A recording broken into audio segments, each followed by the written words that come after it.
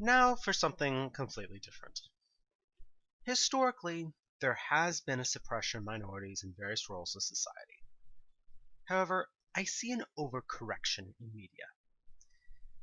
In this specific example, there has been a push to credit Lewis Latimer with the light bulb.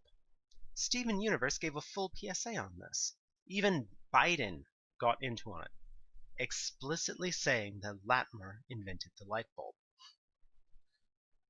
First, as an aside, I'm going to be using Wikipedia for all the quotations going forward.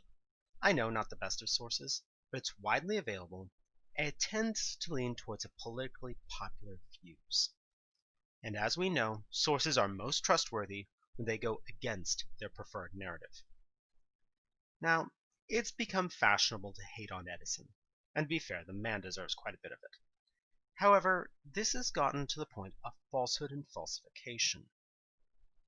Edison famously publicly debuted his electric lights in 1879 by setting up an outdoor Christmas light display at Menlo Park. His patent was granted on January 1880, and less than a year later, the Edison Aluminum Company was established. Approximately in spring of 1880, Edison perfected a bamboo filament with a 1200-hour lifespan. Now, remember CNN claiming that it was 15 hours? Even taking marketing into account, and Edison was a famed marketer and exaggerator, there is no way that any rational person can believe a light bulb was sold with a lifespan shorter than a Yankee Candle. This is a patently absurd lie. Latimer, working for U.S. Lighting, created his own electric lamp in 1881 and patented his specific filament in 1882. Please note the years involved. Yes, Latimer made an improvement in the process, but twisting the truth to try and say that he invented the light bulb when his patent came after Edison's company was already public is absurd. Pretending that Edison's light bulbs were comically ineffective until Latimer came around is simply contrafactual. Inventions aren't a one-off thing. People are continually improving on inventions in every way. You know about Henry Ford. You don't know the names of the several thousand Ford engineers that tripled the horsepower of the base Taurus while increasing the engine economy over the past 30 years. Edison's greatest invention was actually the Commercial Research Laboratory, where a large team can work on an invention through thorough testing. 12 years before the Pasteur Institute did the same for medicine. Ironically, this is the very thing that Tesla derided him for. However, it allowed Menlo Park to make multiple breakthroughs and inventions in diverse fields through the large teams working together. It doesn't fit the ideological picture of the brilliant inventor in his laboratory. However, this enabled the phonograph and the light bulb to be invented within 2 years of each other. Back on topic, why is this important? First, because these sorts of stories are brazen lies that we are telling our children. Lying is unacceptable on principle.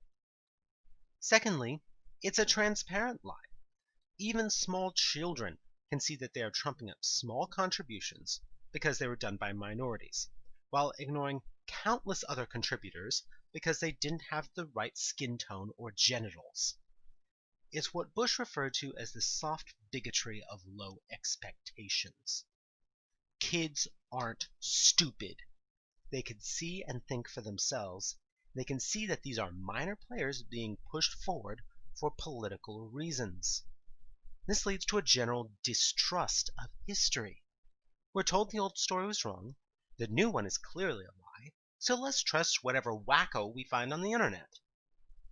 Thirdly, it's one thing if you want to soften the great man idea of history by saying other people were there too. It seems like a deliberate attempt to erase history by supporting political points rather than actually inform people. In fact, I'll quote the Steven Universe PSA.